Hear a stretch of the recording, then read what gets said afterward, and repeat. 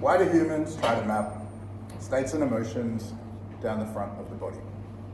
So Travis helped me to come up with this title because what I brought to him was the rantings of a madman, and he said you need to make it palatable for an audience. So this is what we landed on. Now, the aim of this talk is to outline some of the correspondences between different cultural models of drawing emotions down the front of the body. And if you have knowledge of some of them, you can start to fill in the gaps of the others, okay? So that's the purpose of this talk. And so, in outlining the correspondences, we must with the premise that the fundamental human condition is similar to all, male, female, race, religion, creed, socioeconomic status, vocation, life course. We're all fundamentally the same, okay? So if that's the starting point, we can begin to make sense of it like this, okay? So, overlooking disability, disenfranchisement, personal issues, disorders, spiritual ailments, or mutations, I apologize, if I've overlooked some things and it's obvious to you personally, well, that's all well and good, but if, blah, blah, blah, then it's not the same, okay? So I apologize if that comes up for anyone. And I would still argue that all people, and perhaps even animals, would experience the full spectrum of their emotions and attempt to express themselves internally and have an internal experience of the things that we all experience, that's also possible. All right, in any and all circumstances. That being said, so in the Chinese system, the dantian are the three main energy centers of the body, okay? In the Chinese medicine system, these systems are responsible for the qi in the body. And qigong as a practice aims to fill these energy centers with fresh qi and empower the individual. The lower dantian is responsible for the cultivating of jing, which is vitality. The middle dantian pertains to the heart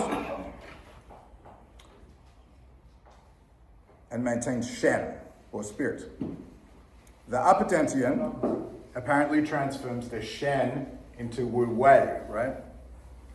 Wu wei also refers to doing, not doing, okay? Which is associated with surrender and not controlling things. And this is a huge part of the message of the Tao Te Ching, which I absolutely recommend if you haven't read it, the Tao. Surrender. And perhaps the modern day practice of mindfulness and just observing and not controlling, which is commonplace to reduce anxiety and codependency, relinquishing control. So that's a big part of this system in getting to this place of letting go and just allowing instead of trying to control things, okay? The chakra system, originating in ancient India. The chakras were first named in the Vedas, which is the oldest text of the tantric tradition. The crown and the heart and the sacral very much resemble the ones that we just looked at in the Chinese system.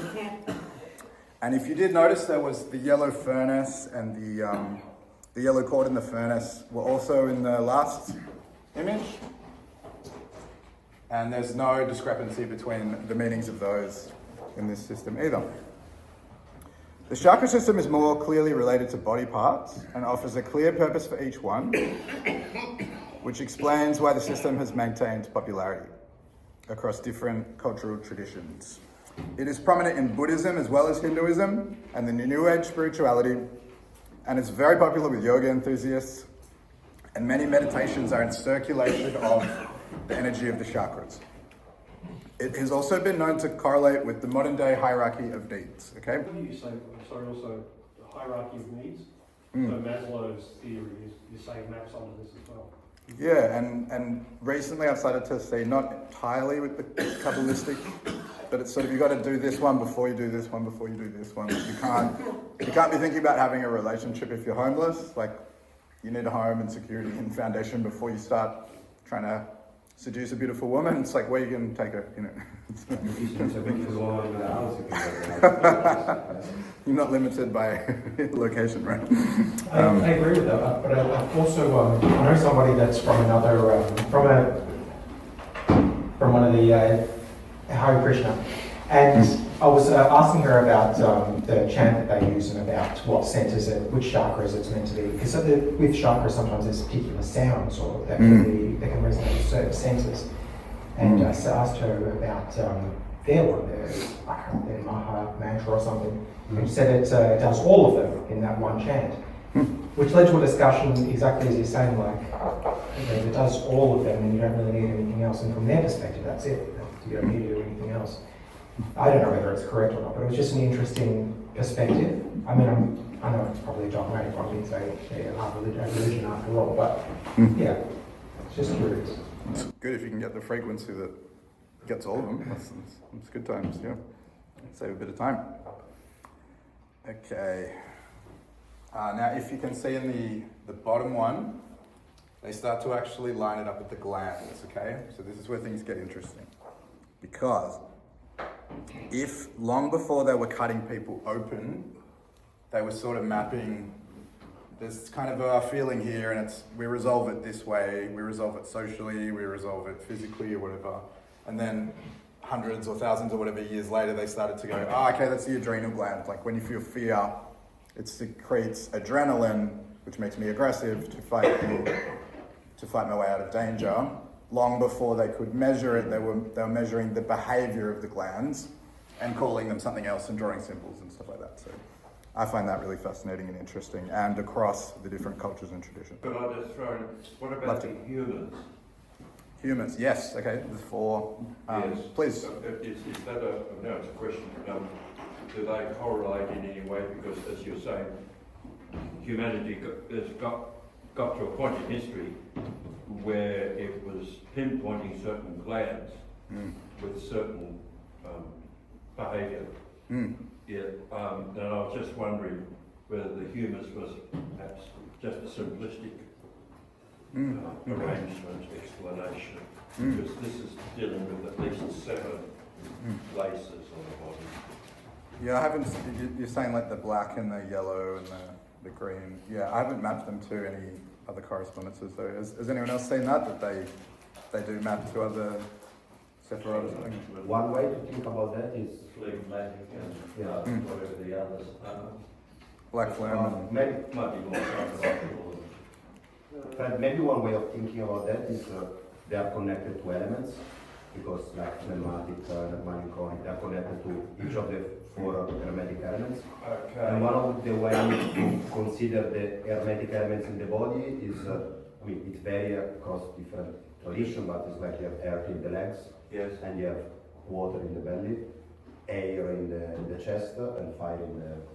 That reminds our temple as well, right? And A simple yeah, and arrangement. down. Yeah. Yes. Maybe we can think in that way, but That's I'm not sure if.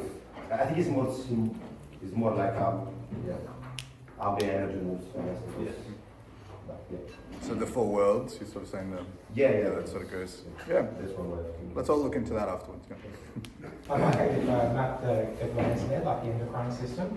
I think there was quite an innovation, like the turn of the 20th century, when people started investigating that, because endocrine glands were quite new as well. People didn't really know much about them. But I have seen some systems where there's certain methods to work on a particular centre. And to give you one example, and most groups that do that, they usually say, be reasonable. Like if you're hungry, you don't go out and eat a kilogram of chocolate. Everything in moderation. But a group of people decided to abandon those ideas and not do it in moderation. And they did actually focus on one particular sound for hours on end. Actually, it was a group of, it was about 11 or 12 people, but 3 of them ended up going to hospital within a week with thyroid issues. And one of them is, as far as I know, still on medication for it as well. So I don't know whether it was a nocebo effect or not, but at least with that group, it's sort of a good example of do it in moderation, because they certainly did it, and it didn't work out well. In the 5 element system, again, this is ancient Chinese. It starts to get even more into the emotions of those elements. So again, we're on the glands, but now it's the emotions, right? So as I was saying, adrenaline secreted in fear and anger. Another example would be like a deep sigh, like when you it's sort of, that goes with regret and depression in this model. So metal is the lung, and it's like these kind of feelings like that, right? And the liver, the burner of fat and alcohol, is anger, rage, fury, frustration, revenge. It's these hot, bubbling emotions, right? And then if we go liver, gallbladder, the gallbladder is all the repressed anger, so resentment, frustration, you know. What'd you say? Negative emotions. Yeah, but held back, you know. So the liver is the anger and the rage released, and the gallbladder is kind of resentment and frustration that builds up. And you can see that a little bit in disease, the repressed emotion.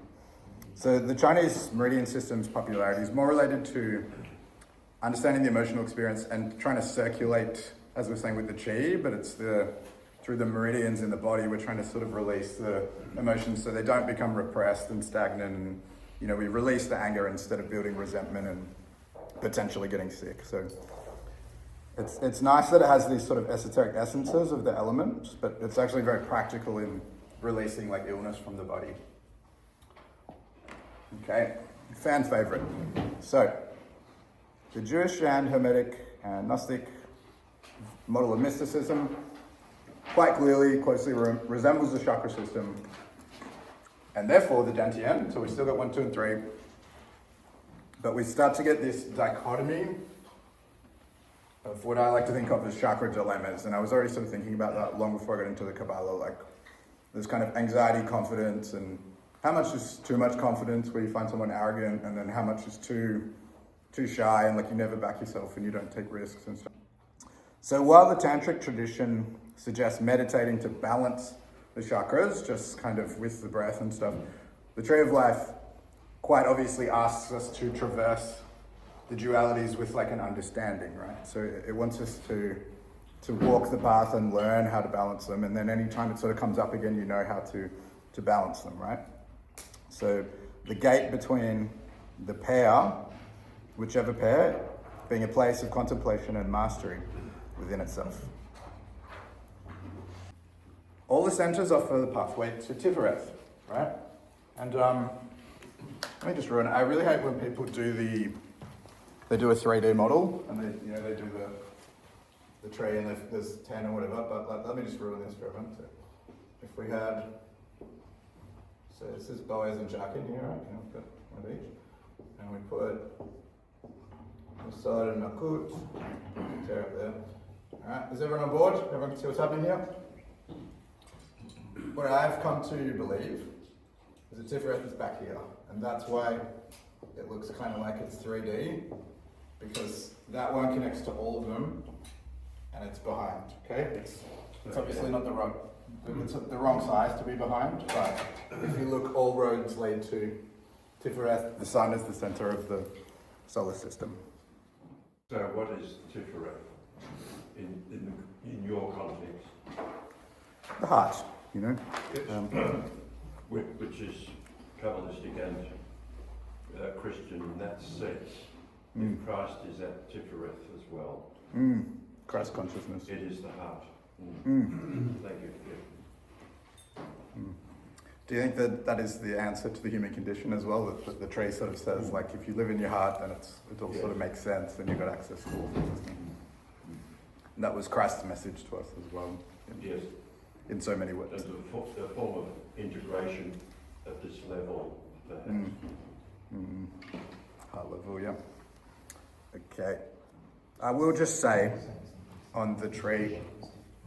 So Simon Stupel, who we just all voted for before, we were talking about how there's so many different versions of the Kabbalah, there's so many different versions of the tree, that even if you do look up what the tarot card is to understand how to balance mercy and severity, you're going to get several different answers. And he was sort of saying, it's just what it means to you, blah, blah, blah.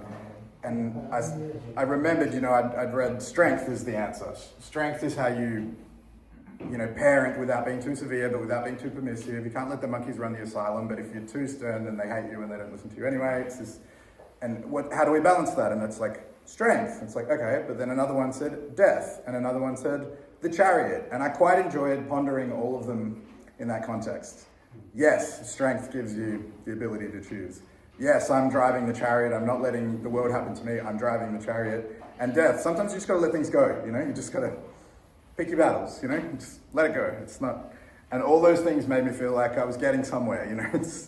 There's only so many things that can happen in the story. There's only so many things in the Book of Changes. There's only so many... What's the thing? There's only 7 basic plots, 36 dramatic situations. You know, there's only so many things that can happen on the stage. And the tarot just kind of helps you think about anything in one of those movements, you know?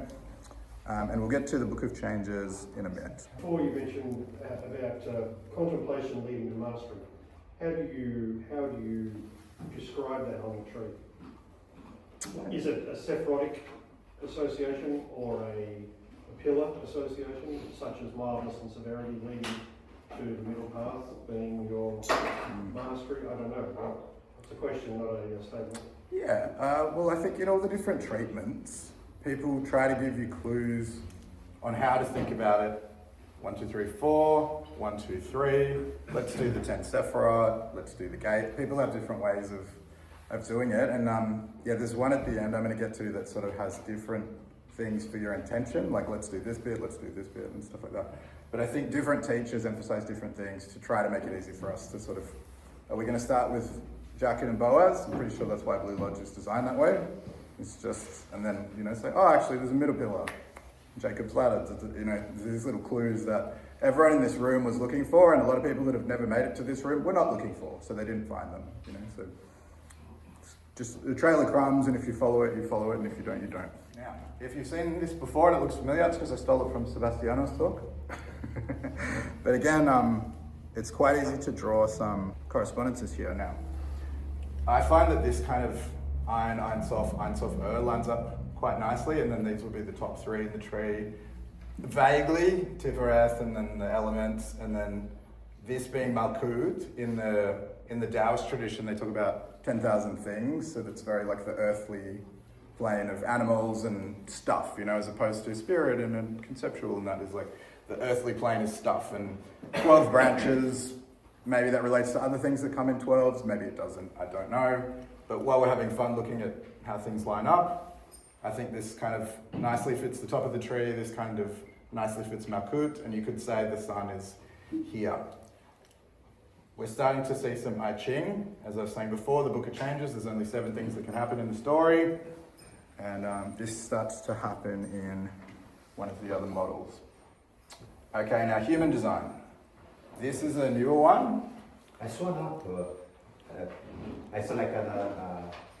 where this come from, because I saw like on Instagram, you know, the advertising of an apple showing exactly something. Yeah. But I don't know where it came from. Well, look, it's like they did the bottom of the tree, but then it stops. Yeah, exactly. It doesn't split anymore. It's kind of half and half. Yeah. But again, this is the same names in the chakra system. Ajna for the third eye. Who correct this? Ra, Uru, something or other, and Like, then... is a modern king? Yeah, modern, 1987, yeah. Okay. So it combines Kabbalah, astrology, the Myers-Briggs personality type indicator, and the I Ching, the Book of Changes. So if you know your time of birth, if you call your mum, you can get a personalized chart at jovianarchive.com. The paper will go around, you can see there, and I recommend reading the last few The pages. Myers-Briggs is completely discredited. Agreed, but they included it. So obviously we can see there's a bit of similarity here.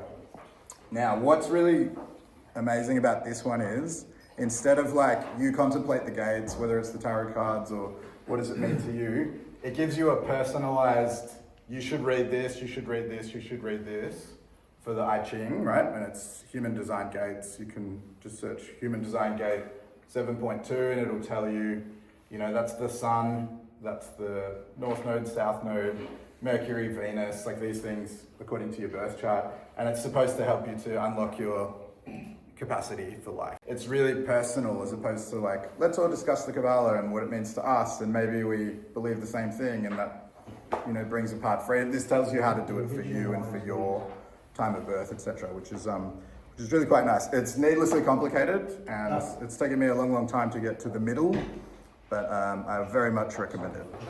And so you can see here, if this was someone's birth chart, there's the zodiac there, the book of changes around the outside, and it's sort of saying, here are the changes you need to think about. That's going to unlock your chakras or your sephirot for you, and in the areas of vocation, love, spirit, civilization, it says, this is how you might find peace and enlightenment in those ways. Okay. Now, the most basic part of the human design, if you don't want to get into all the nodes and read all the ridiculous things, there's just very basic types. And even if you just got on YouTube and went, oh, I'm a manifester, and watched a couple of videos on that, or I'm a generator, that stuff is just really profoundly powerful. It really is amazing. Like, for me personally, it was like, I've been living my life completely the wrong way. And I've seen other people have the same experience. Like, oh, I'm trying to be like this, but actually, I've always felt like I should be living like this. It's like, I should be more patient, I should wait, and then I do something. And then other people need to initiate. So you've changed your perspective of your own self.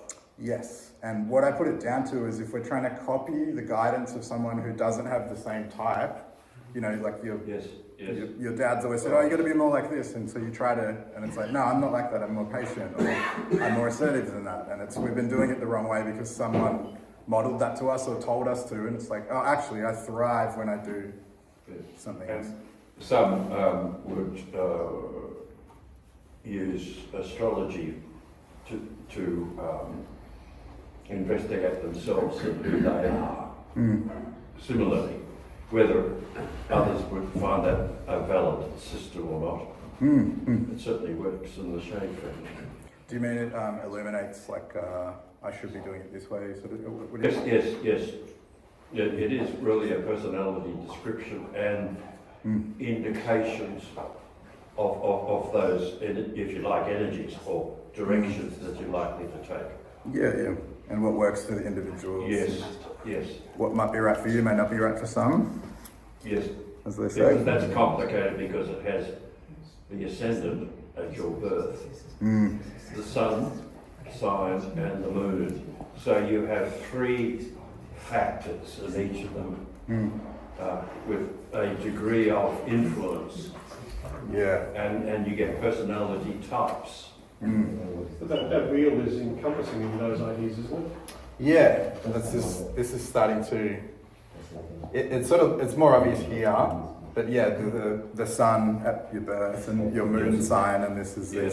And it's meant to be conscious and subconscious, apparently. I don't fully understand the subconscious stuff because I can't see my own subconscious, obviously. But somebody said to me once, it's the things you're the most stubborn about. So if I'm stubborn about my Mars, whatever, that means a part of me is like, nah, I'm not doing that, you know. That's how you know that it's your subconscious, whatever, which I haven't fully grasped. Could I throw in here Carl Jung in looking at not only archetypes but also the conscious and unconscious? I think awakening the West, following on from Freud and others, obviously, that there are 2 sides of us, sort of a shadow side that you're really not aware of, and it might, in a way, correlate with what you're saying. Yeah. What is conscious of that previous chart, and what is conscious, which you discover later.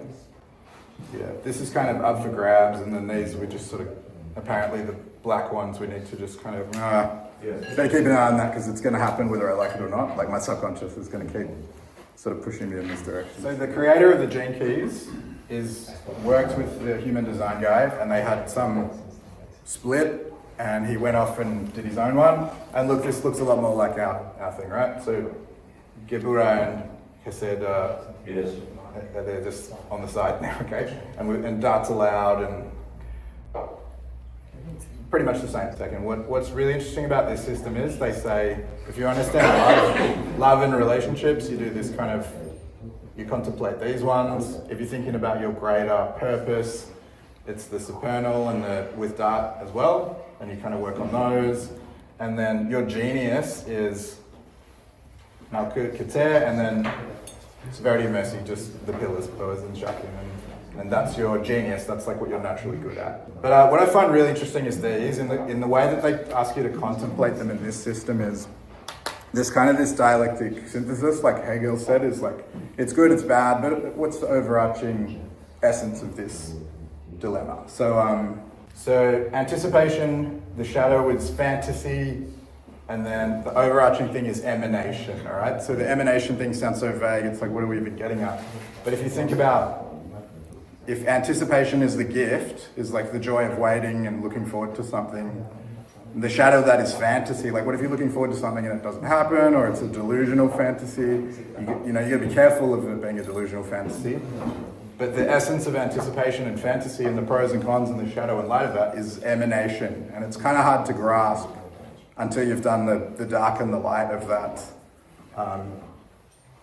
that one, okay? And so they call it the city, like when you understand the city is the overarching meaning. Actually, I can explain this one better because that one's in my chart, this is not it, but it's enrichment, distraction, and the overarching concept is intoxication, right? And that's very sort of triggering for me because I was a ferocious drug addict and alcoholic, and I've spent 23 years sober because I was such an absolute animal before that.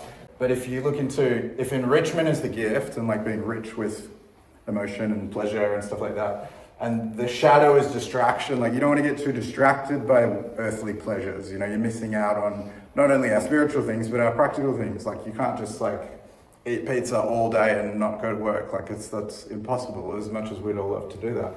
But the balance, like just allowing yourself to be intoxicated by pizza in a short moment and just the essence of pizza to overwhelm you, that's like the gift of pondering this particular thing, right? So I find that really fulfilling to just kind of, what's the darkness of this, what's the lightness of this, and then what's the dialect, the overarching meaning. And in Hegel's dialects, that would give you another two things to then contemplate. So it's turtles all the way down. It's like, we rectify these and it becomes this. And like, well, what's the opposite of that? Now we've got these two, and then it just keeps going, you know. And the final, this is a cute diagram of what they mean, but as you can see, we've got the planetary energies again, so it's also in that system that we sort of have a bit of a planetary thing going on. So in conclusion, why do humans insist on attempting to comprehend our emotions in relation to the world? Why do we want to turn our insides out? It's because it's needlessly complicated, it's absolutely baffling at times, and it's really nice if we could compare it to someone else. If you can say, hey, do you ever get this feeling? It's like, I get this tight chest, I'm not looking forward to it. And someone else goes, yeah, it's up here, I get that too. What do you usually do? Oh, I just prepare more, I practice my lines more, and then I find that feeling goes away and I feel more confident about it. It's like, okay, practice reduces anxiety. Okay, that's a practical thing, So in essence, I think the more we try to understand it by drawing it or writing, journaling and stuff like that, the more we can compare with other people. And that not only gives us the connection of like, we're all in this together and we're working on the human condition together, but it makes it easier to work it out if we can take it to other people and compare notes, I think. But a druid's work's never done. I'd like to thank John Moller, because the first conversation I ever had with him, everyone had left the restaurant and we were sitting there talking about this stuff, and it's very much the reason I joined the Blue Lodge. Was I was like, yeah, I think I'm in the right place, right? And I was wrong. I needed to get into this room, but I was like, oh, this is what Freemasonry is about. It's like, not exactly, but I'd like to thank Travis for helping me put it together and spending several nights on the phone telling awful jokes and then heading into esoteric darkness as well. that last conversation, I must admit, I was just so into our conversation that I just kept topping up my own wine glass. By the end, I went to sleep and I'm like, holy shit, what did I do? It's like, how long have we been on the phone? Yeah.